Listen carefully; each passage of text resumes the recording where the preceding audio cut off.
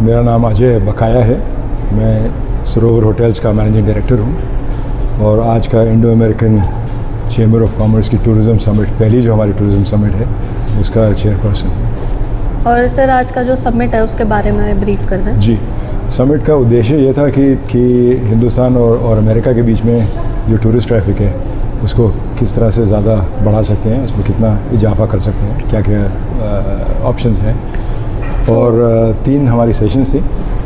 Mister Venkataramani जो India के attorney general हैं, वो हमारे चीफ गेस्ट थे, उनसे शुरू हुआ सुबह। 3 मेजर बिजनेस सेशंस थी, 1-1 घंटे की तीनों, जिनमें से पहली सेशन थी आउटबाउंड ट्रैवल, इंडिया से अमेरिका जो ट्रैफिक जा रहा है उसको कैसे बढ़ाया जाए। और उसके बाद दूसरी सेशन थी इनबाउंड ट्रैवल, दूसरे डायरेक्शन में अमेरिका से यहाँ जो ट्रैफिक आ रहा है उसको कैसे बढ़ाया जाए।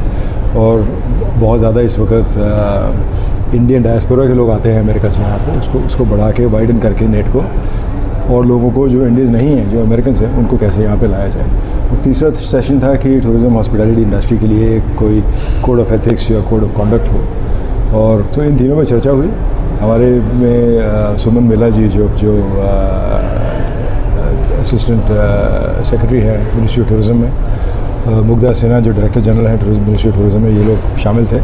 और मेक माई ट्रिप जैसी कंपनी से, या इंडिगो एविएशन जैसी कंपनी से, या ताज जैसी कंपनी से, और यूनाइटेड एयरलाइंस एक्सेट्रा एक्सेट्रा, ऐसे बहुत सारे सीनियर लोग थे जिन्होंने पार्टिसिपेट किया। तो सर, बात करें अगर टूरिज़्म की, तो हमारे इंडिया में आप बताना चाहेंगे लोगों को, जैसे बहुत कम लोग प्रेफर करते हैं अभी आना, टूरिस्ट बहुत कम हो गए हैं, तो इसको एक्सपेंड करने के लिए और क्या विज़न है आपका कि कैसे इसको बढ़ाया जा सकता है?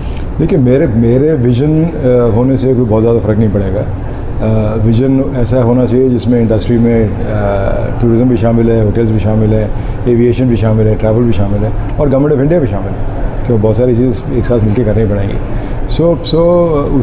उसी को सोच के एक मॉडल कोड ऑफ कॉन्डक्ट बनाने की चर्चा हुई कि चाहे आपका स्किलिंग लेवल है या एजुकेशन लेवल है, स्कूल लेवल से या ट्रेडिंग लेवल पे, सबको एजुकेट करने के लिए, सबको इन्वॉल्व करने के लिए, सबको एंगेज करने के लिए, और या आपका आसानी है इन्वेस्टमेंट में या वीज़ाज़ में एक्सेट्रा एक्सेट्रा, इन सब चीज़ों में बहुत सारे एरियाज़ में कंसर्न था। और देखिए आगे क्या होता है।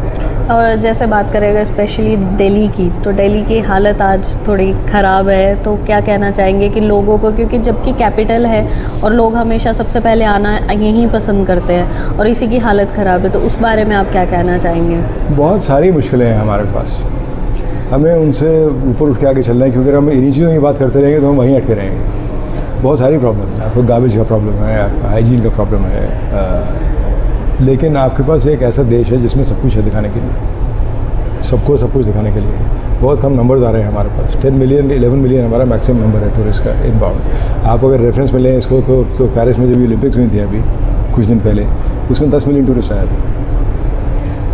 नंबर्स बढ़ाने हैं, थोड़ा लोगों को आसानी देनी है करने में, ट्रैवल कनेक्शंस में, फ़्लाइट्स में, सब चीज़ों में धीरे धीरे बढ़ेगा। देश आगे बढ़ रहा है, सड़कें हमारी पहले से बहुत बेटर हो गई हैं, एयरपोर्ट्स हमारे दुनिया में सबसे अच्छे हैं, सी पोर्ट्स बन रहे हैं, रेलवेज़ ट्रांसफॉर्म हो रहे हैं। हम लोग, मैं खासकर पॉजिटिव अच्छी चीज़ों में ज़्यादा फोकस करता हूँ, नेगेटिव चलते रहते हैं साथ साथ में। बहुत बड़ा देश है, बहुत काम करना है भी हम लोगों को, बहुत आगे जाना है, तो ये भी साथ में लेके चलेंगे। तो अपकमिंग क्या प्लान्स हैं टूरिज़्म के बारे में?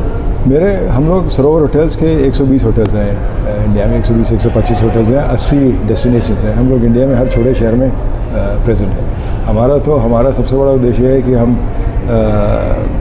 टूरिस्ट को, चाहे वो रिलीजियस रीज़न के लिए आ रहा है, चाहे वो प्योर लेजर के लिए आ रहा है, चाहे वो पढ़ाई के लिए कहीं जा रहा है, चाहे काम के लिए कहीं जा रहा है, चाहे बिज़नेस के लिए कहीं जा रहा है, उसको जगह मिले एट रीज़नेबल रेट्स।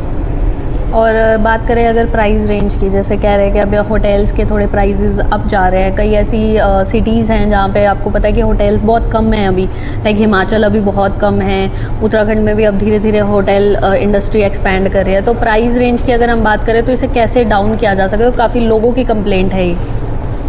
देखिए, इसमें दो तीन मेजर मुद्दे हैं। आपने हिमाचल की बात करी, हिमाचल का सबसे बड़ा प्रॉब्लम हिमाचल ने क्रिएट करा है। हिमाचल में आज भी एयरपोर्ट नहीं है।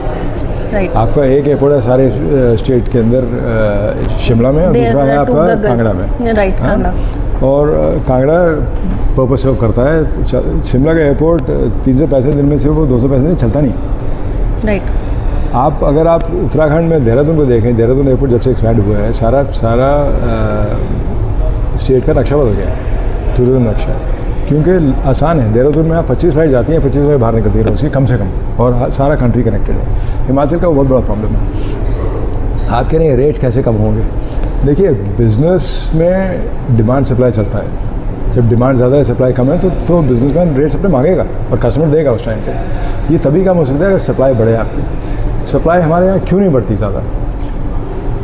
आज भी अगर आप होटल के लिए ज़मीन खरीद के होटल बनाते हैं, इन्वेस्टमेंट करते हैं, तो उसमें आपको रिटर्न इन्वेस्टमेंट नहीं है। अगर आप लॉन्ग टर्म एसेट्स बना रहे हैं कि 20 साल 30 साल बाद मेरे एक एसेट्स बने रहेंगे, वो मुझे रिटर्न देंगे, तो वो लॉजिक है। लेकिन अगर आप सिंपली देखेंगे मेरे पास 10 करोड़ रुपये है, मैं कहाँ लगाऊँ इसको, तो होटल आपको रिटर्न नहीं देता है। क्यों नहीं देता है कि हमारा जो एक तो ज़मीन बहुत महंगी है, दूसरे जो लोन रिपेमेंट पीरियड है वो 10 साल का होता है। 10 साल में 2 साल का मॉरेटोरियम होता है, वो बनाने का टाइम मिलता है, 8 साल में रिपे करना है आपको। इतना हेविली कैपिटल इंटेंसिव इंडस्ट्री 8 साल में रिपेमेंट नहीं कर सकता है। बहुत सारे डिफ़ॉल्टर्स हैं आपके, और नए इन्वेस्टमेंट तब तक नहीं आएगा जब तक ये पॉलिसी नहीं बन रही। तो हम कई सालों से, आज भी ये बात हुई हमारी कि टूरिज़्म होटल्स को इंफ्रास्ट्रक्चर स्टेटस देना चाहिए। अगर आपको इंफ्रास्ट्रक्चर स्टेटस मिलता है तो आपको लॉन्गर टर्म लोन्स मिलते हैं, आपको बेटर इंटरेस्ट लोन्स मिलते हैं, और इन्वेस्टर उसमें आएगा। जब तक ज़्यादा इन्वेस्टर उसमें नहीं आएगा तब तक आपकी प्राइसेस कम नहीं जाएंगे।